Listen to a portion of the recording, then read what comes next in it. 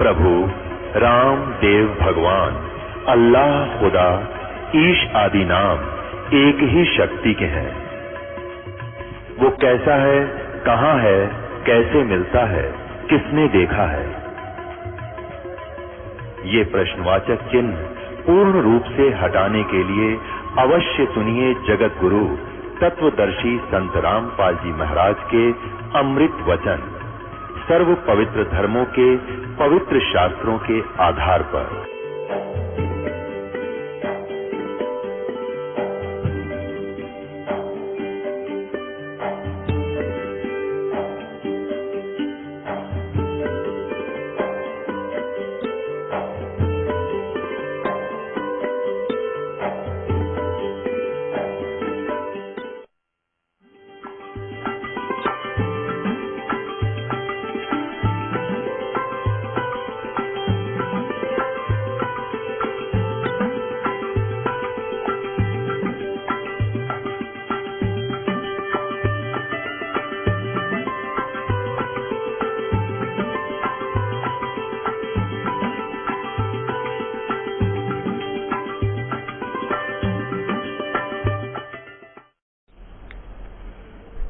बोलो सतगुरुदेव की जय।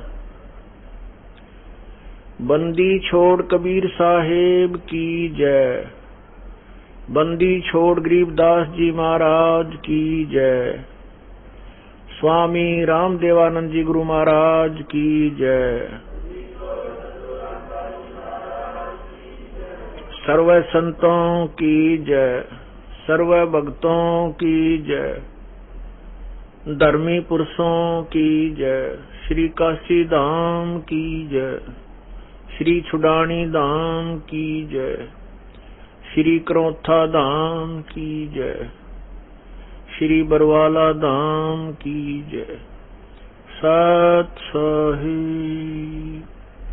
गरीब नमो नमो सतपुरुष को नमस्कार गुरु की नहीं। सुर नर मुनि जन साधुआ संतों सर्वसदी नहीं। सतगुरु साहेब संत सब डंडो तुम प्रणाम। आगे पीछे मध्य हुए तिनको जा कुर्बान। नराकार निर्विषम काल जाल वै भंजनम। निर्लेपम निज निर्गुणम अकल अनुबेशोधनम। सोहम सुरति समाप्तम सकल समाना नीरतलय। उज्ज्वल हिरंबर हरदमम बेपरवा अथा है वार पार नहीं मध्यतम। गरीब जो सुमरह सिद्ध होई गणनायक गलताना। करो अनुग्रह सोई पारस पद परवाना। आदि गणेश मनाऊं गणनायक देवन देवा। चरण कमल लाऊं आद्यंत करूं सेवा। परम शक्ति संगीतम रिद्धि दाता सोई। अवगत गुण अतीतम सत्य पुरुष निर्मोही। जगदम्बा जगदीशम मंगल रूप मुरारी। तन मन अर्पो शीशम भक्ति मुक्ति भंडारी। सुर नर मुनि जन ध्यावै ब्रह्मा विष्णु महेशा। शेष सहस मुख गावै पूजै आदि गणेशा। इंद्र कुबेर सरीखा वरुण धर्म राय ध्यावै। समर्थ जीवन जी का मन इच्छा फल पावै। 33 कोटि अधारा जावै 87। उतरै भव जल पारा कट है यम के फांसी।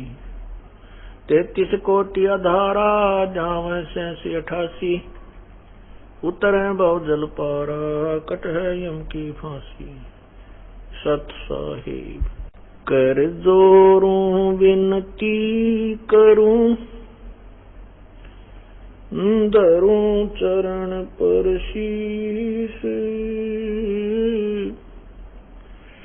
गुरु राम देवानंद जी महाराज ने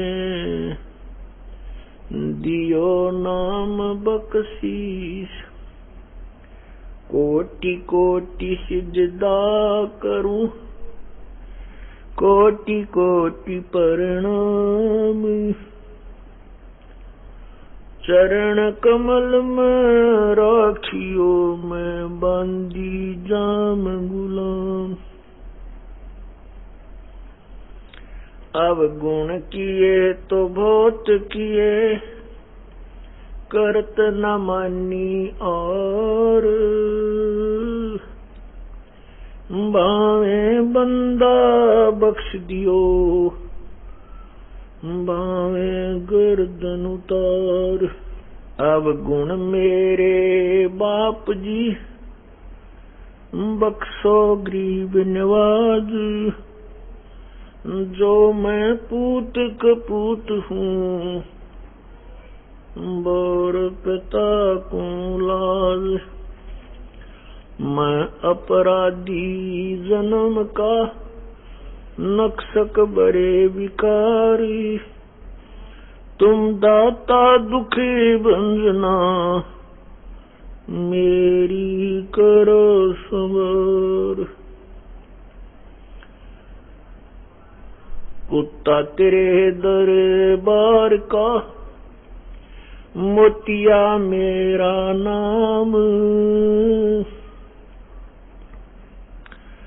गले प्रेम की जेवड़ी जहाँ खेचो वहाँ जाऊं। तो करो तो बावड़ू दूर दूर करो तो जाऊं। जो राखो तो ही रहूं जो देवो सो खाऊं।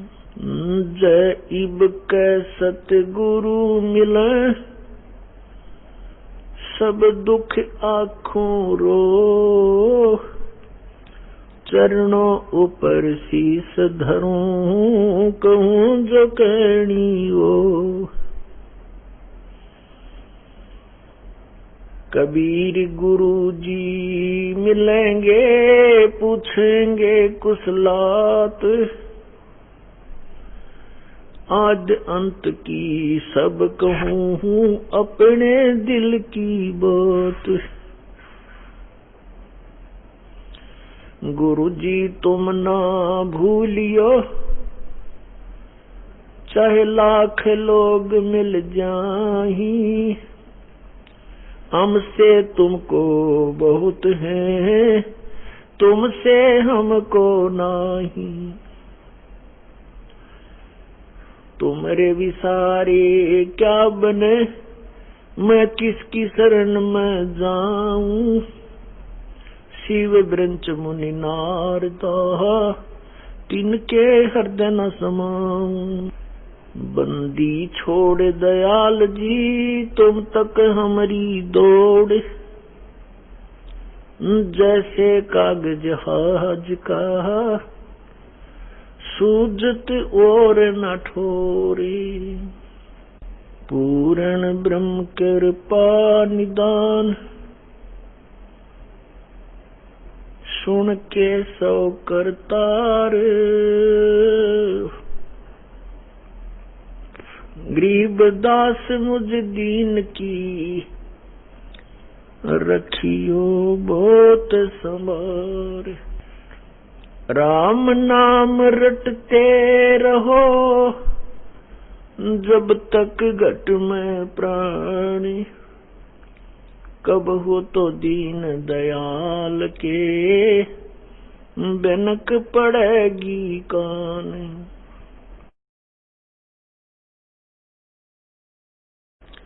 लूट सको तो लूटियो राम नाम की लूटी। पीछे फिर पछताओगे प्राण जहांगे छूटो। नहीं भरोसा देह का छूट जावे छिन माही। श्वास उश्वास में नाम जपो हो और यतन कछु नाही। श्वास उश्वास में नाम जपो व्यर्थ श्वास मत खो।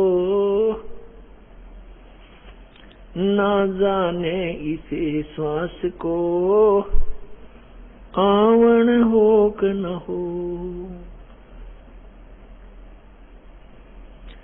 साथी हमारे चले गए, हम भी चालन हार, कोई कागज में बाकी रह रही, तात लगी है वार।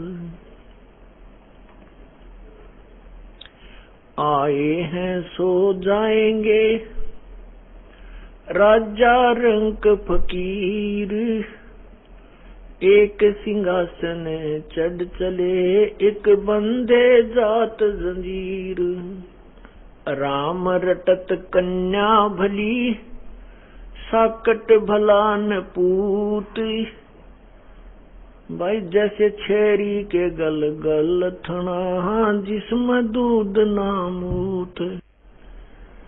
राम रटत दारिद्र भलो, टूटी घर की छान, वो सुंदर महल किस काम के, जहाँ भक्ति नहीं भगवान।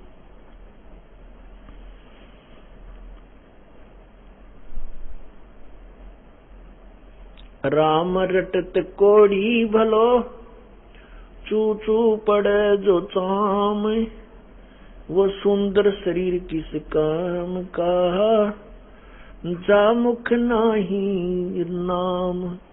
परमपिता परमात्मा सर्व सृष्टि रचनहार कबीर देव, कबीर साहेब इस काल के लोक में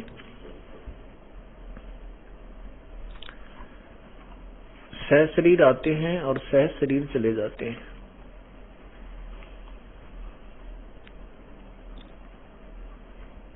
वो परमात्मा कुछ समय के लिए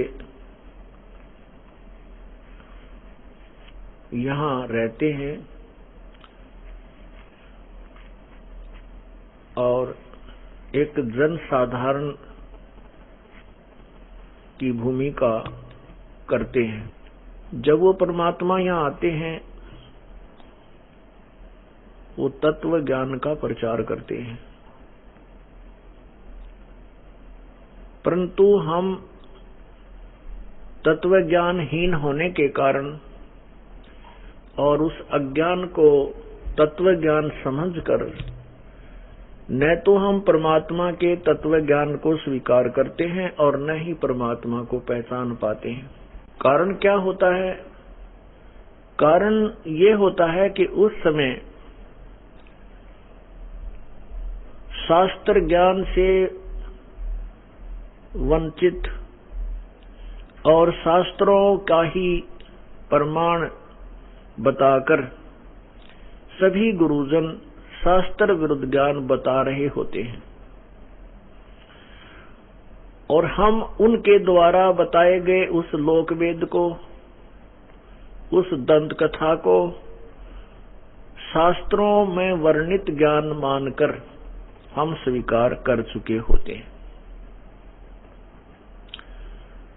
वो परमात्मा जब आते हैं और वो कहते हैं कि जो ज्ञान तुम्हें बताया गया है ये शास्त्र के विरुद्ध है, यथार्थ का यथार्थ ज्ञान ये है जो मैं तुम्हें बता रहा हूं।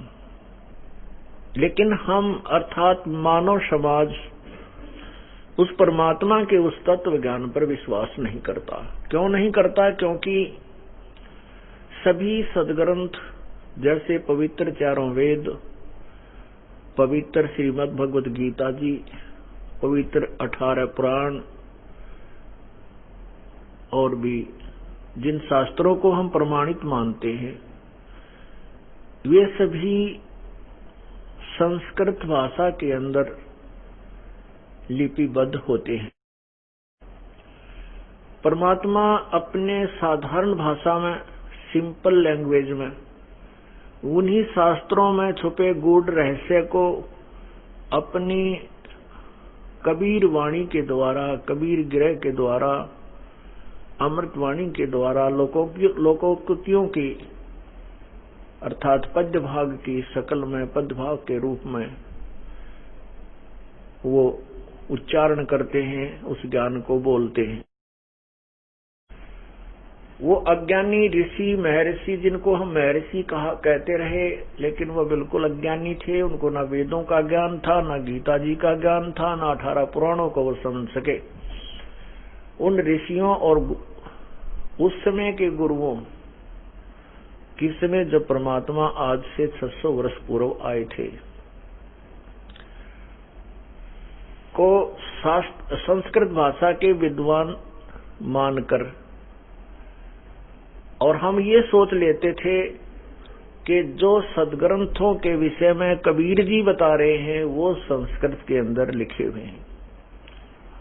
और वो अज्ञानी गुरुजन कहा करते थे कि ये जुलाहा, ये कबीर धानक, ये संस्कृत से अपरिचित है, ये संस्कृत भाषा नहीं जानता, इसलिए इसके द्वारा बताई गई जो शास्त्रों का ज्ञान है वो झूठा है।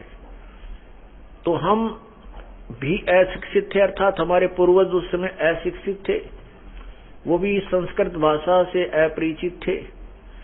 और दूसरी तरफ परमात्मा कबीर जी भी अक्षर ज्ञान रहित लीला कर रहे थे। वैसे तो वो परमात्मा थे, वो सब अक्षरों को, सब भाषाओं को अच्छी तरह जानते थे, परंतु जो विद्वान की परिभाषा हमने जान रखी है वो भी विपरीत है। यजुर्वेद अध्याय नंबर 40 के मंत्र नंबर 10 व 13 में स्पष्ट किया है कि कोई तो अक्षर ज्ञान युक्त, जिसने थोड़ी सी विद्या अक्षर ज्ञान सीख लिया है, जानता है, उसको हम कोई विद्वान कहता है। और जिसको अक्षर ज्ञान नहीं है उसको हम विद्वान कह देते हैं। लेकिन विद्वान और अविद्वान की परिभाषा भी सत्य यथार्थ रूप में वो तत्वदर्शी संत ही बताएगा। तो पुण्यात्माओं, केवल एक भाषा के जान लेने से विद्वान महर्षि नहीं होते।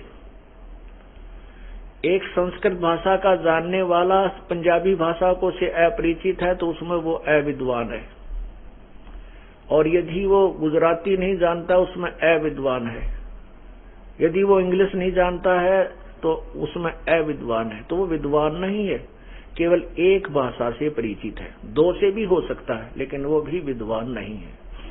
विद्वान तो पूर्ण परमात्मा है। पूर्ण परमात्मा कबीर जी वास्तव में विद्वान थे, और हम उन्हें विद्वान नहीं समझ सके। हम उनको अशिक्षित मानते थे, अक्षर ज्ञान रहित मानते थे, जिस कारण से उन नकली गुरुओं और ऋषियों का दाव लगा रहा। वो ये कह करके चैप्टर क्लोज कर देते थे परमात्मा कबीर परमेश्वर का कि ये तो अशिक्षित है, ये धानक है, ये शूद्र जाति से है, इसलिए ये सदग्रंथों से अपरिचित है, इसकी बातों पर विश्वास मत करना। और ऐसा ही होता रहा। वो परमात्मा अपने तत्व ज्ञान को बताता है कि तुम कौन हो, कहां से आए थे, आपका यहां मानव शरीर प्राप्त करने का उद्देश्य क्या है, जिससे हम अपरिचित होते हैं। परमात्मा ने 600 वर्ष पूर्व जो अमृतवाणी उच्चारण की थी लोकोक्तियों के माध्यम से, दोहावली, शब्दावली, इसमें इसको पद्य भाग बोलते हैं। तो इन पदों में, इन दोहों में, श्लोकों में परमात्मा ने वही अमृत ज्ञान भरा हुआ है जो अपने सदग्रंथों में संस्कृत भाषा में विद्यमान है। अब उस परमात्मा ने जो बताया था 600 वर्ष पहले, आज सदग्रंथों में हम उनको देख रहे हैं कि वो सत्य है। और जो लोकवेद, जो तत्व, जो दंत कथा वो ऋषि जन गुरु जी हमें सुनाया करते थे, वो सदग्रंथों के विरुद्ध थी। इससे दो बातें सिद्ध हो गई हैं कि एक तो कबीर परमात्मा, कबीर जी जो हैं वो परमात्मा हैं, सारी सृष्टि के रचनहार हैं, और वास्तव में विद्वान सर्वज्ञ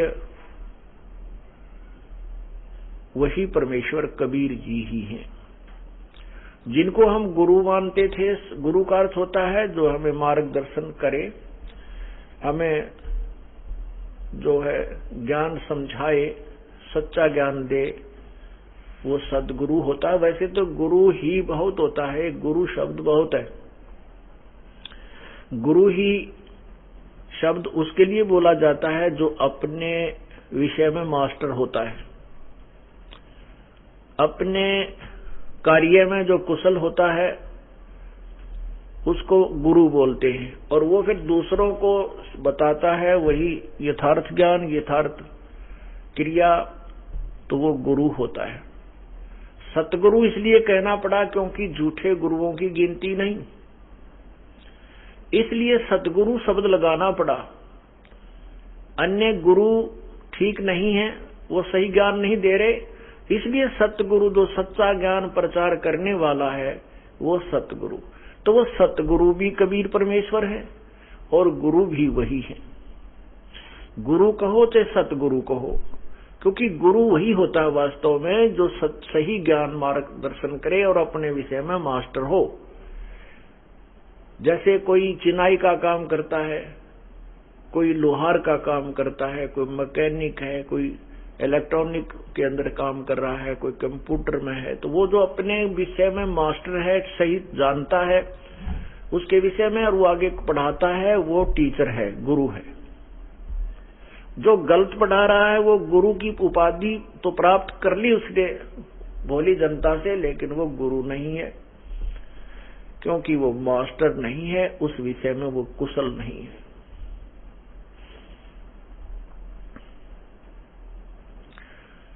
परमात्मा ने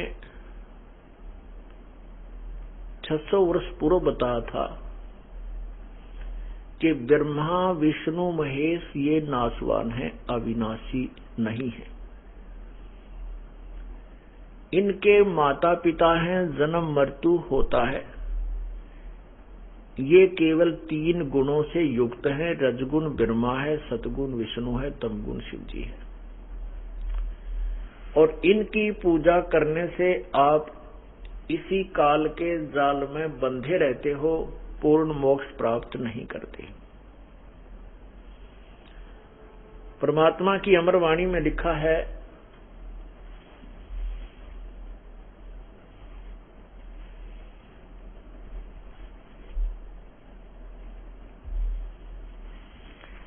परमात्मा की अमर वाणी में लिखा है,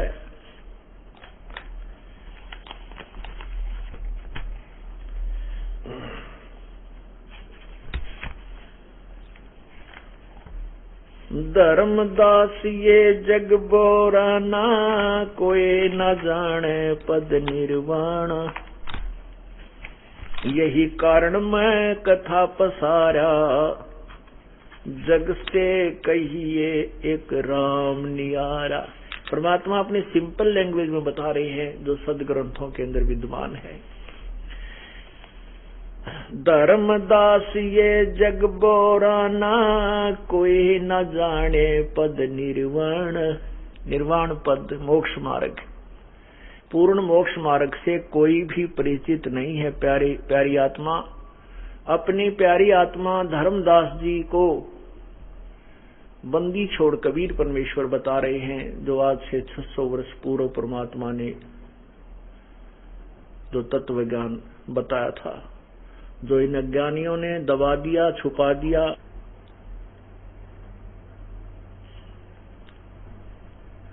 धर्मदास ये जग बोराना, कोई न जाने पद निर्वाण। यही कारण मैं कथा पसारा, जग से कहिए एक राम नियारा। यही ज्ञान जग जीव सुनावो, सब जीवों का भ्रम नसावो। अब मैं तुमसे कहूँ चिताई, सब त्रिदेवन की उत्पत्ति भाई। अब मैं तुमसे कहूँ चिताई, त्रिदेवन की उत्पत्ति भाई। कुछ संक्षेप कहूँ गहुराई, सब संशय तुमरे मिट जाई। भरम गए जग वेद पुराना, उस आदि राम का भेद न जाना। राम राम सब जगत बखाने, आदि राम को कोई बिरला ही जाने। ज्ञानी सुने सो हृदय लगाई, मूर्ख सुने तो गम ना पाई। माँ अष्टंगी पिता निरंजन, ये जम दारुण वंशन अंजन। पहले कीन निरंजन राई, पीछे से माया उपजाई। माया रूप देख अति शोभा, देव निरंजन तन मन लोभा। काम देव धर्मराय सताए, देवी को तुरंत धर खाए। पेट से देवी करी पुकारा, हे साहेब मेरा करो उबारा। टेर सुनी तब हम ता आए, अष्टंगी का बंध छुड़वाए। सतलोक में कीना दुराचारी, काल निरंजन दीननकारी। माया समेत दिया भगाई, 16 शंख कोस दूरी पर आई। अष्टंगी और काल अब दोई, मंद कर्म से गए बिगोई। धर्मराय को हिकमत कीना, नख रेखा से भग कर लीना। धर्मराय कीने भोग विलासा, माया को रही तब आशा। 3 पुत्र अष्टंगी जाए, ब्रह्मा विष्णु शिव नाम धराए।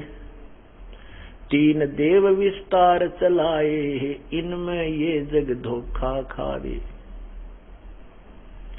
पुरुष गम कैसे कोई पावे, काल निरंजन जग भरमावे। 3 लोक अपने सुत दीना, सोन निरंजन बासा लीना। अलख निरंजन सोन ठिकाना, ब्रह्मा विष्णु शिव भेद न जाना। 3 देव सो उसको ध्यावे, निरंजन का वे पार न पावे। अलख निरंजन बड़ा बटपारा, 3 लोक जीव करे आहारा। ब्रह्मा विष्णु शिव नहीं बचाए, सकल खाए पुन दूर उड़ाए। 3 के सुत हैं तीनों देवा, अंधर जीव करत हैं सेवा।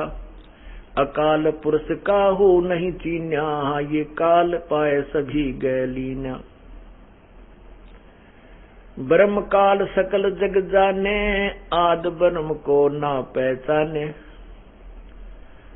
3 देव और अवतारा, ताको भजे सकल संसारा। 3 गुणन का ये विस्तारा, धर्मदास मैं कहूँ पुकारा।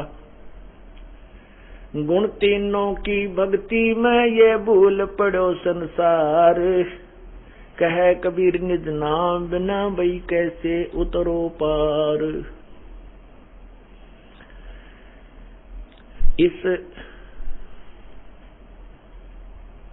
ये है सृष्टि रचना के विषय में जानकारी परमात्मा द्वारा, कबीर भगवान द्वारा बताई गई, जो आज से लगभग 600 वर्ष पूर्व अपनी अमृतवाणी में उन्होंने बताया था, ज्ञान सुनाया था। और यही आज हमारे सदग्रंथों में विद्यमान है। परमात्मा ने क्या बताया है कि धर्मदास ये जग बोराना, ये पूरा संसार मानव समाज विचलित है, भ्रमित है, और कोई ना जाने पद निर्वाणा। कोई भी मोक्ष मार्ग नहीं जानता, किसी को भी पूर्ण मोक्ष का ज्ञान नहीं है। उनके पास पूर्ण मोक्ष प्राप्त करने की वे ऑफ वर्शिप नहीं है, पूजा की पद्धति विधि नहीं है। पुण्यात्माओं, एक व्यक्ति, क्योंकि परमात्मा मनुष्य आकार में है, और वही परमात्मा अपने शरीर को हल्के तेज पुंज युक्त करके यहाँ प्रकट होते हैं। एक जनसाधारण जैसे होते हैं मनुष्य भी, परमात्मा भी इस ऐसे ही आकार का जैसा मानव शरीर है, स्त्री या पुरुष का। जिन्होंने परमात्मा को देखा है, जैसे आदरणीय गरीबदास साहिब जी ने कहा कि हमरे ही हुनियार है, हमारा सृजनहार, हमारा भगवान हमारे ही हुनियार माने हमारे ही हम रूप है, हमारे हम शकल है, हम आकार है, हमारे ही जैसा आकार का हमारा रचने वाला हमारा भगवान है। तो वो परमात्मा एक सिंपल मैन की, साधारण मनुष्य की वेशभूषा में और ऐसी भूमिका करते हैं, और वो आकर के बताते हैं। और वो एक व्यक्ति अर्थात एक गुरु जिसको अक्षर ज्ञान भी नहीं, और वो कह रहा है कि किसी भी ऋषि संत के पास कोई मोक्ष मार्ग नहीं है, वो सब भ्रमित कर रहे हैं, समाज को गुमराह कर रहे हैं, तो उस व्यक्ति की बात पर कौन विश्वास करेगा? और वो भी आज से 600 वर्ष पहले, जबकि कोई भी अक्षर ज्ञान युक्त नहीं था, केवल एक विशेष वर्ग को, जिसको ब्राह्मण कहा जाता था, उन्हीं को संस्कृत भाषा पढ़ने का अधिकार था। अन्य किसी जाति वालों को, हिंदू समाज में अन्य किसी जाति वालों को अर्थात अक्षत्रिय, शूद्र और वैश्य, इन 3 वर्णों को संस्कृत पढ़ने का अधिकार नहीं था। तो उस समय कोई भी संस्कृत भाषा से परिचित नहीं था, और परमात्मा कह रहे हैं कि जो जितने भी संत हैं ये सब गुमराह कर रहे हैं, इनके पास कोई मोक्ष मार्ग नहीं है, ये तुम्हारे जीवन के साथ खिलवाड़ कर रहे हैं। और वो संत जन कहते थे कि कबीर धानक है, शूद्र वर्ण में प्रगट है, ये संस्कृत भाषा से अपरिचित है, इसलिए ऊट पटांग बक रहा है। तो उन संस्कृत भाषा के जानकारों की ये बात हम हमारे समाज पूर्वजों के लिए एक एथेंटिक थी।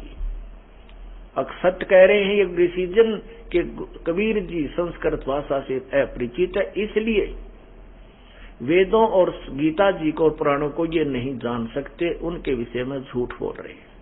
इतना जरूर मानते थे कि ये कोई सिद्धि युक्त है, इनकी जबान में वचन में शक्ति है, बहुत से लोग स्वस्थ हो जाते हैं, और इसलिए परमात्मा के 64 लाख शिष्य तो बन गए थे, लेकिन उनको भगवान नहीं मानते थे, और ये भी नहीं मानते थे कि ये सत्य कह रहे हैं। उनके अनुयायी भी नहीं मानते थे इस बात को कि वेदों और गीता के बारे में जो कबीर जी बता रहे हैं ये ठीक होगा। ये दीवार क्यों बनी रही? क्योंकि हम अशिक्षित थे, मानव समाज अशिक्षित था, श्रद्धालु भक्त जन जो है अशिक्षित थे। आज परमात्मा ने ये भी कृपा बख्श दी कि सभी मानव समाज को शिक्षित कर दिया, और वही सदग्रंथ जिनको हम प्रमाणित और सत्य मानते हैं, आज हम पढ़ सकते हैं, हम उनको समझ सकते हैं। और उनको समझकर इस दास ने ये तुलना की है कि कबीर जी ने जो कहा है वह सदग्रंथों में प्रमाणित है।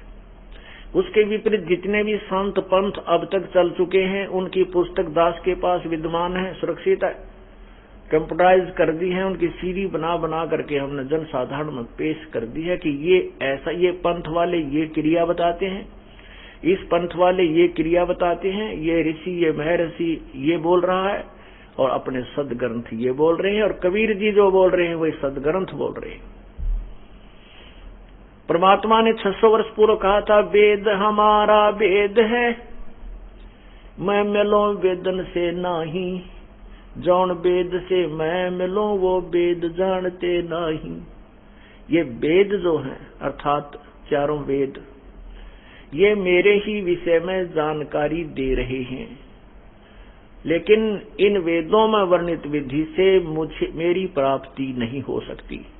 और जिस वेद से अर्थात जिस तत्व ज्ञान से मैं मिलूं वो वेद जानते नहीं, अर्थात इन वेदों में वर्णित नहीं है वो विधि, वो ज्ञान इन वेदों में कंप्लीट नहीं है। इसलिए वेदों में यही कहा लास्ट में कि नैति नैति नेति नेति नेति, कि जो हम ज्ञान बोल रहे हैं वेद, चारों वेदों में, ये कंप्लीट नहीं है, इतना ही नहीं है, न इति, इसका अंत नहीं है। और जो सवसम ज्ञान, सवसम वेद परमात्मा ने जो कबीर वाणी, कबीर सागर में और कबीर शब्दावली के माध्यम से, कबीर बीजक के माध्यम से जो ज्ञान प्रचार किया है, वो कंप्लीट स्पिरिचुअल नॉलेज है, वो पूर्ण आध्यात्मिक ज्ञान है। और आज हम उन्हीं इस परमात्मा के द्वारा 600 वर्ष पहले कहे गए वो अमृत वचनों को आज वेदों और गीता में प्रमाणित करते हैं, सत्य मिल रहे हैं। तो यहाँ क्या बता रहे हैं कि धर्मदास ये जग बोराना, कोई न जाना पद निर्वाण, कोई नहीं जानता मोक्ष मार्ग को। आज ये दास कह रहा है, जैसे प्रारंभ में और वैसे भी जैसे दास जब सर्विस करता था, वहां प्रचार, जब इस ज्ञान से परिचित हुआ, फिर दूसरे अपने साथियों से या औरों को भी कोई मिलता रिश्तेदार, उनसे कहता कि किसी के पास भी मोक्ष मार्ग नहीं है। किसी भी संत पंथ जो आज बोलबाला है, जिनके करोड़ों शिष्य है, उनके पास भक्ति मार्ग यथार्थ नहीं है, वो गुमराह करे। तो मेरे इस दास के द्वारा बताए गए भगवान वाले ज्ञान को, कबीर परमात्मा द्वारा बताए गए ज्ञान को जो दास प्रचार करता था, ये तो मान लेते थे कि आप कह तो सत्य रहे हो, लेकिन ये बात आपकी बिल्कुल व्यर्थ लगती है कि किसी भी संत के पास मोक्ष मार्ग नहीं है वर्तमान में। उनके इतने शिष्य जो है वो क्या मूर्ख हैं? वहाँ IAS अफसर हैं, वहाँ पर मजिस्ट्रेट भी, जज भी जाते हैं, वो सब शिष्य हैं उनके। क्या वो सब मूर्ख हैं? नहीं। मैं उनसे ये भी कहता था कि वो मूर्ख नहीं है, वो केवल एक अक्षर ज्ञान से परिचित हैं और अपने पूर्व कर्मों के, पूर्व पुण्यों के कारण वो आज किसी उच्च पद को प्राप्त है, लेकिन वो भक्ति मार्ग में बिल्कुल जीरो है। आध्यात्मिक ज्ञान से वो अपरिचित हैं, -0 हैं। वो चाहे IAS है, चाहे IPS है, चाहे CM है, चाहे PM है। वो एक अबोध बालक है। अबोध बालक को जो गुरु पद पर बैठा है, वो किसी प्रकार भी बेकायदे उसको मानना पड़ता है, वो सत्य कहे चाहे असत्य कहे।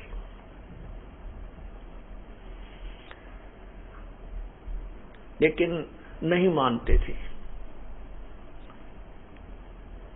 और उनको कहता कि मैं आपको गीता दिखा देता हूं, मैं आपको वेद दिखा देता हूं, तो वो कहते थे आपने ना संस्कृत पढ़ा है, आप क्या जानते हो वेदों के बारे में, हम नहीं देखना चाहते। अब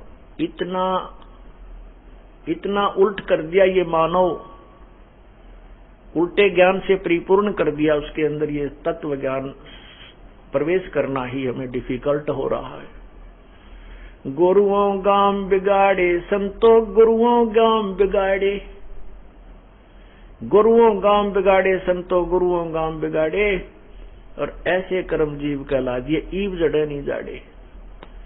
ऐसी क्रियाओं में फंसा दिए भोले जनता। अब इनको समझाना चाहते हैं कि छोड़ दो इनको, ये क्रियाएं तुम्हारी ठीक नहीं है, ये साधना ठीक नहीं है, कि वो बिल्कुल नहीं मानते।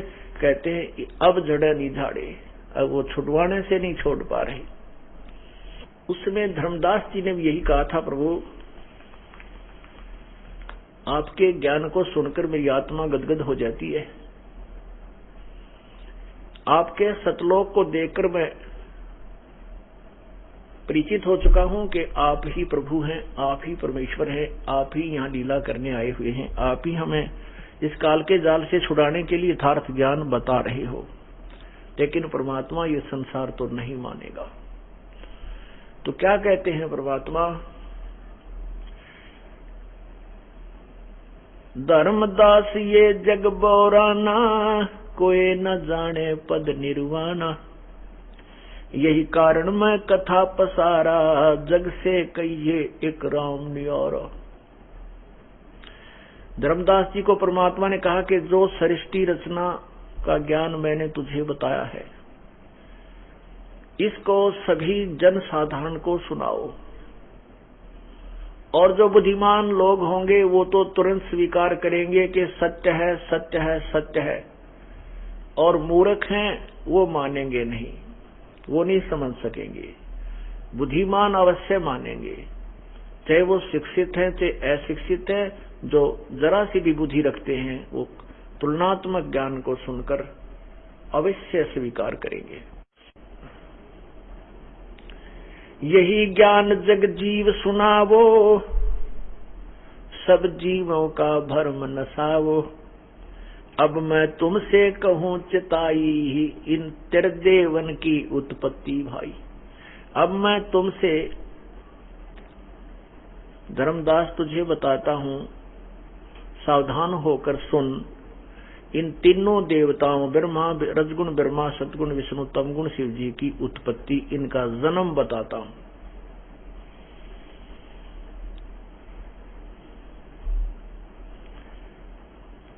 कुछ संक्षेप कहूँ गहुराई, सब संशय तुमरे मिट जाई। कुछ संक्षेप में बता दूंगा, वैसे तो बहुत लंबी चौड़ी है ये कथा, लेकिन मैं कुछ संक्षेप में तुम्हें बताता हूँ और तेरे सभी संशय नष्ट हो जाएंगे। भरम गए जग वेद पुराना, आदि राम का भेद न जान्या। राम राम सब जगत बखाने, आदि राम कोई बिरलाए जाने। अब हम सभी राम राम तो करते हैं, कोई रब्बा रब्बा करता है, कोई अल्लाह अल्लाह करता है, कोई खुदा खुदा करता है, कोई गॉड गॉड करता है। परंतु वो गॉड कौन है, गॉड की डेफिनेशन भी पूर्ण रूप से नहीं बताई गई अपने को। परमात्मा की, राम की परिभाषा से भी हम परिचित नहीं हैं। राम राम तो सभी कहते हैं, भगवान भगवान सभी कहते हैं, लेकिन आदि राम कोई बिरला जाने। आदि राम सबसे पहले के प्रभु, परिभू, स्वयंभू। यजुर्वेद अध्याय नंबर 40 के मंत्र नंबर 8 में कबीर मनीषी, ओहो, शुक्रम अकायम ऐसनाविरम, परिभू स्वयंभू व्यवधाता। तो उस परमात्मा का, कबीर भगवान का, कबीर मनीषी यानी कबीर सर्वज्ञ। मनीषी माने वास्तव में विद्वान कबीर ही है। और वो शुक्रम अकायम ऐसनाविरम, उसका शरीर, परमात्मा का जो शरीर है वो माता पिता के योग से, शुक्र से नहीं बना। शुक्रम अकायम, माता पिता के योग से, शुक्रम से ना बन करके स्नायु रहित है, ऐसनायु का शरीर है प्रभु का। वो स्वयंभू है, वो परिभू है। परिभू माने सबसे पहले प्रकट होने वाला परमेश्वर, और स्वयंभू माने स्वयं, उसका कोई उत्पत्ति करता नहीं है। यजुर्वेद अध्याय नंबर 5 के मंत्र 1 में कहा कि अग्ने तनुरसी विष्णुवे त्वा सोमस्य तनुरसी। वो परमात्मा सशरीर है और उस परमात्मा का सबके पालन करने के लिए शरीर भी शरीर है, जो अतिथि रूप में यहाँ आता है। और वो कबीर मनीषी है। शुक्रम अकायम ऐसनाविरम व्यवधाता परिभू स्वयंभू, ये उस कबीर भगवान के विषय में कहा है। कहते हैं जो मैं तुझे ज्ञान सुना रहा हूं, जो मूर्ख लोग होंगे, जो जैसे गीता जी के अध्याय नंबर 7 के श्लोक नंबर 12 से लेकर 15 में स्पष्ट किया है, गीता ज्ञानदाता अर्थात काल ब्रह्म बोल रहा है। वो कह रहा है कि इन तीनों गुणों के द्वारा जो भी होता है, रजगुण ब्रह्मा, सतगुण विष्णु, तमगुण शिव जीता है। रजगुण ब्रह्मा से जीवों की उत्पत्ति यानी एक रजोगुण प्रेरित करके सबकी संतान उत्पत्ति करवाता है। और विष्णु जी की जो सतोगुण से हम एक दूसरे में मोह पैदा कर लेते हैं, एक दूसरे में आसक्त हो जाते हैं, इतनी दृढ़ हो जाते हैं कि हमारे बस की बात नहीं कि हम अपनी संपत्ति, संतान या किसी माता पिता या पति पत्नी से अपना मन हटा सकें। इतना जबरदस्त जो हमारे अंदर दबाव है एक दूसरे का, और ये मालूम है कि हम कल मृत्यु को प्राप्त हो जाएंगे, हमारा कोई नहीं है, ये ज्ञान होते हुए भी हम नहीं उनसे दूर हो सकते। ये सतिथि बनाने का जो गुण है, ये सतोगुण है, ये श्री विष्णु जी में है। और संहार करने का गुण जो तमोगुण है वो भगवान शंकर में है। हम इन तीनों गुणों से के द्वारा यहां पर एक दूसरे से कहते हैं, तीनों गुणों के द्वारा जो कुछ भी हो रहा है ये मुझसे ही जान। रजगुण ब्रह्मा से उत्पत्ति, सतगुण विष्णु जी से सतिथि और तमगुण शंकर जी से संहार, ये जो कुछ भी हो रहा है ये मेरे से ही जान। काल भगवान कह रहा है कि जो भी ये क्रिया तीनों कर रहे हैं ये मैं ही उसका मुख्य कारण हूं। कारण क्या है कि इस काल भगवान को श्राप लगा है, साप लगा है। 1 लाख जीव प्रति मानव शरीरधारी प्राणियों का निताहार करने का और 1.25 लाख की उत्पत्ति करने का। इसको श्राप समझो या इसको ये कोड लग गया जो इसने सतलोक में यह गलती की थी कि दुर्गा के साथ वहां इसने बदतमीजी की थी, दुर्व्यवहार करने की चेष्टा की थी, दुष्कर्म करने का प्रयत्न किया था। जिस ऐसे कर्म वहां करने वाले को ये रोग लग जाता है। तो ये कहता है कि इसने फिर अपने खाने के लिए 3 पुत्र उत्पन्न किए दुर्गा के संयोग में, पति पत्नी व्यवहार से। तो उसमें एक को रजोगुण प्रभावित कर दिया, रजोगुण से युक्त कर दिया।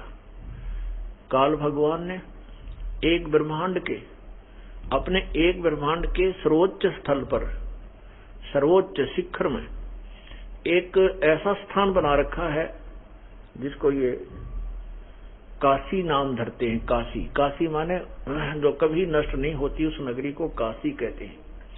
तो ब्रह्मलोक के ऊपरले हिस्से में इसने 3 स्थान बना रखे, एक रजोगुण युक्त प्रभावित, दूसरा सतोगुण प्रभावित और तीसरा तमोगुण प्रभावित। दुर्गा और ये काल ब्रह्म जिसमें ये रजोगुण प्रभावित क्षेत्र में होते हैं, उसमें इन दोनों का के वहां रहने से और विलास करने से जो पुत्र उत्पन्न होता है वो ऑटोमेटिकली स्वतः रजोगुण से युक्त हो जाता है। उसके अंदर ऐसे गुण भर अपने आप हो जाते हैं। और जब ये दोनों सतोगुण प्रभावित क्षेत्र में होते हैं और वहां इनके संयोग से जो क्रिया से जो दोनों पुत्र उत्पन्न होता है वो अपने आप सतोगुण युक्त हो जाता है। और तीसरे स्थान पर ये तमोगुण प्रभावित क्षेत्र पर जाते हैं और वहां इनसे जो पुत्र उत्पन्न होता है उसको वो तमोगुण युक्त हो जाता है, उसमें तमोगुण ज्यादा हो जाता है शब्द। तो फिर इन तीनों को ये बेहोश कर देते हैं, कोमा में रखते हैं। जब तक ये जवान नहीं होते, युवा होने पर इनको अलग अलग स्थान पर सचेत कर देते हैं और फिर इनकी ये दुर्गा जो है अपनी सबद शक्ति से 3 लड़कियां और उत्पन्न करती है, अर्थात स्वयं ही ये 3 रूप और धारण करती है और इन तीनों के साथ विवाह कर देती है। इससे ये काल भगवान की सृष्टि प्रारंभ हो जाती है। यहां वही बताना चाहते हैं प्रभु कि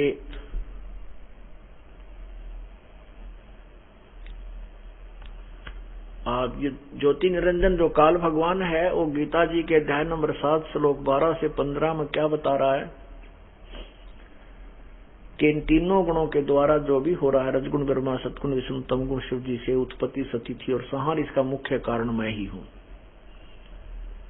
लेकिन मैं इनमें नहीं हूं, ये मुझ में नहीं है, क्योंकि ये काल इनसे अलग रहता है और वहां से रिमोट से सब कार्य यही कराता है। जैसे रिमोट से हम अपने यहां बैठे दूर दूर जो है ना टीवी से भी को भी चलाते हैं, और अब तो इतनी अच्छी टेक्निक होगी है कि ऊपर आकाश में छोड़े गए रॉकेट और उनको यहां से ही कंट्रोल, नीचे से ही रिमोट से कंट्रोल किया जाता है। ऐसे ही परमात्मा अपने प्रत्येक प्रभु, जैसे काल अपने 21 ब्रह्मांडों को, इसी प्रकार अपने वचन, अपनी शक्ति से वो कंट्रोल करता है। पूर्ण परमात्मा सभी ब्रह्मांडों को वही अपनी रिमोट से सबको कंट्रोल करता है। तो ये काल भगवान कहता है कि मैं इनमें नहीं हूं और ये मुझ में नहीं है। ये देखिएगा एक ब्रह्मलोक का लघु चित्र, ये देखिएगा, ये एक ब्रह्मांड का लघु चित्र, ये एक ब्रह्मांड है, एक ब्रह्मांड देखोगे।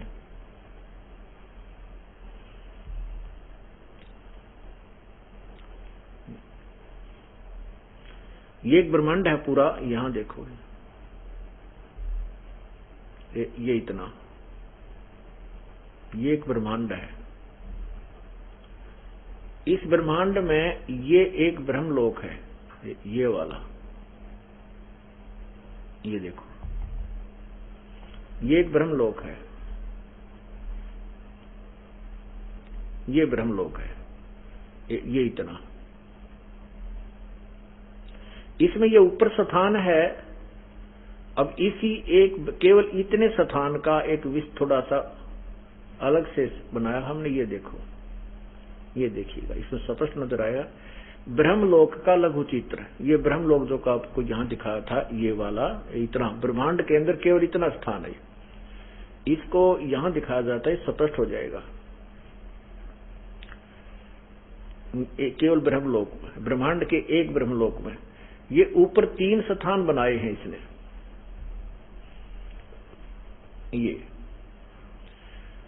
ये रजोगुण प्रधान क्षेत्र है, ये वाला, ये रजोगुण प्रधान क्षेत्र लिखा है, ये रजोगुण प्रधान क्षेत्र है। यहां ये काल ब्रह्मा रूप धारण करके और दुर्गा को महासावित्री रूप धारण करके दोनों इस क्षेत्र में रहते हैं। इनसे जो पुत्र उत्पन्न होता है उसको ये रजोगुण युक्त कर देते हैं, अपने आप हो जाता है। इस क्षेत्र में जो भी रहेंगे, जब तक इनके संतान उत्पत्ति नहीं होती, ये इसी में रहेंगे। उसके बाद ये सतोगुण क्षेत्र है, ये वाला सतोगुण क्षेत्र, सतोगुण प्रधान क्षेत्र, ये वाला। तो इसमें जब ये काल जो है विष्णु रूप धारण करके लेता है और दुर्गा को लक्ष्मी रूप में रखता है, इन दोनों के संयोग से जो पुत्र उत्पन्न होता है वो सतोगुण युक्त हो जाता है, उसका नाम ये विष्णु रख देते हैं। ये तमोगुण प्रधान क्षेत्र है, इसमें ये दोनों रहते हैं।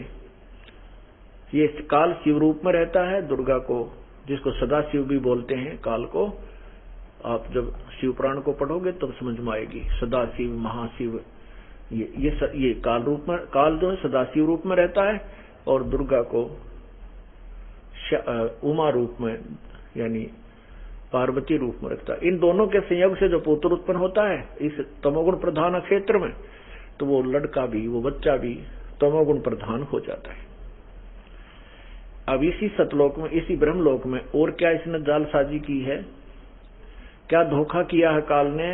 ये नकली ये ये ब्रह्मलोक का महास्वर्ग, इसी में एक महास्वर्ग बनाया है, इसी में एक नकली सतलोक बनाया है। ये रहा, ये नकली सतलोक बनाया है, नकली अलखलोक, नकली अगम लोक, नकली अनामी लोक।